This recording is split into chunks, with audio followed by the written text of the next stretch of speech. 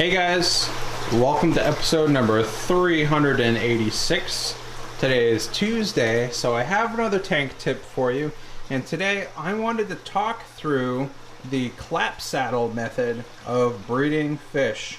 And if you guys don't know, Charles Clapsaddle is basically a legend in the freshwater hobby.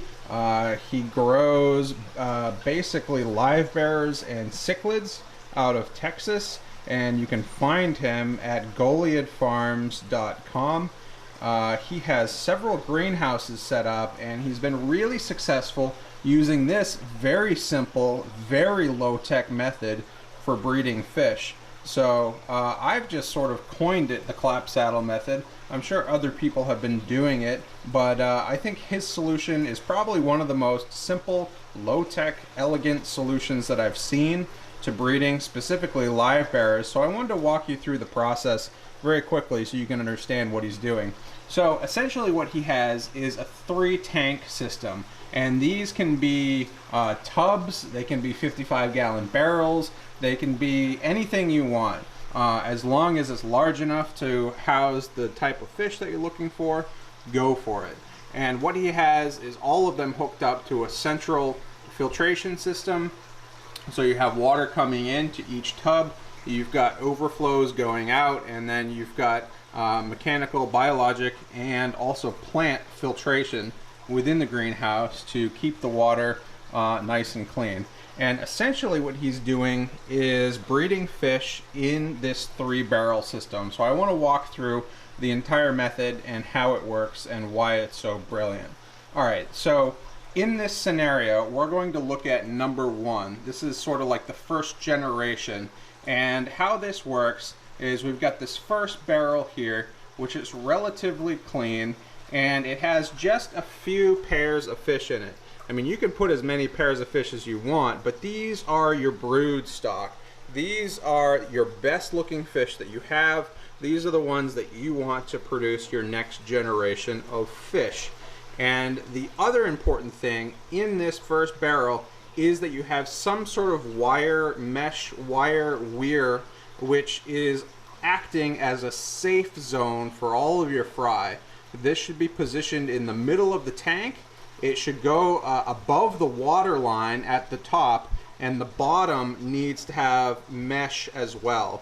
So it's essentially like a mesh bucket, a mesh bottom, mesh walls, and you just stick it in the middle of that tank, and that acts as a safe zone for all of your fry. Pretty simple, pretty straightforward. The adults stay on the outside, they can swim around, you've got good water flow, all of the fry are safe on the inside. Alright, that's what's going on in barrel number 1, the brood stock. Now barrel number 2 is going to be your grow out. So these are the fish that are anywhere from, you know, a few days old to maybe a month or 2 old.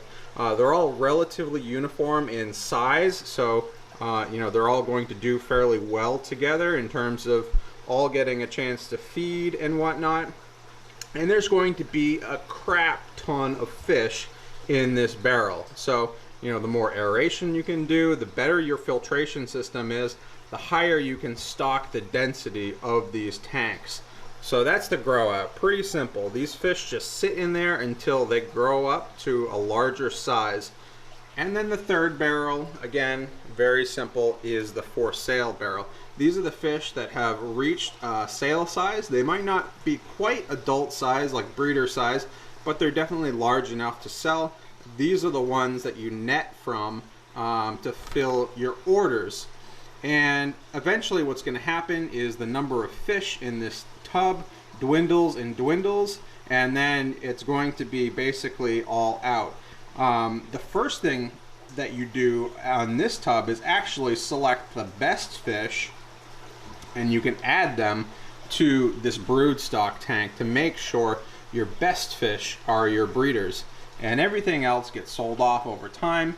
When your fish here have grown up to the point where they're large enough to sell, and when this is basically all used up because you've sold all your fish off, you swap the tanks. And this is a really simple process.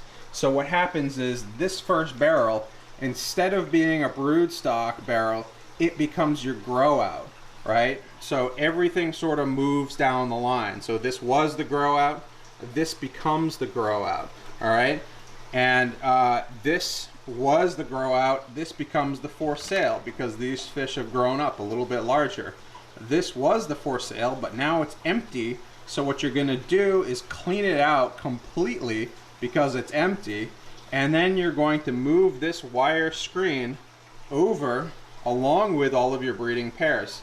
This is actually the best time to find the fish that would make your next best brood stock and move those over into this tank before you start selling these fish off. All right, so as you can see, each one of these moved over, everyone shifted over one.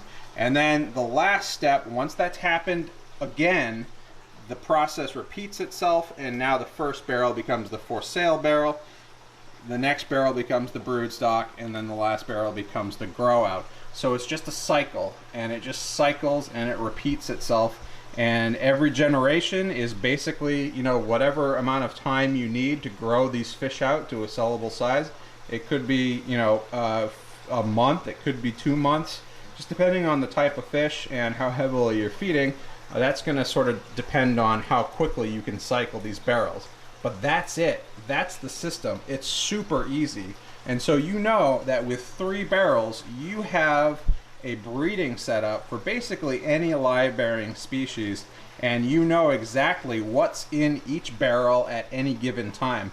So all you need to do is label each barrel what it is, which one you're pulling from for sale, which one you're growing out, and which one is your brood stock. And you can just repeat that process over and over and over again. And that's what Charles Clapsaddle has been doing for basically his entire life. So he has quite a few live bearers. I'm hoping to place an order with him at some point to get a bunch of his live bearers into my fish room. So hopefully as we move into the fall and into the winter, that's something that I can do. Anyways guys, hope you enjoyed the little educational video, and I'll see you guys later.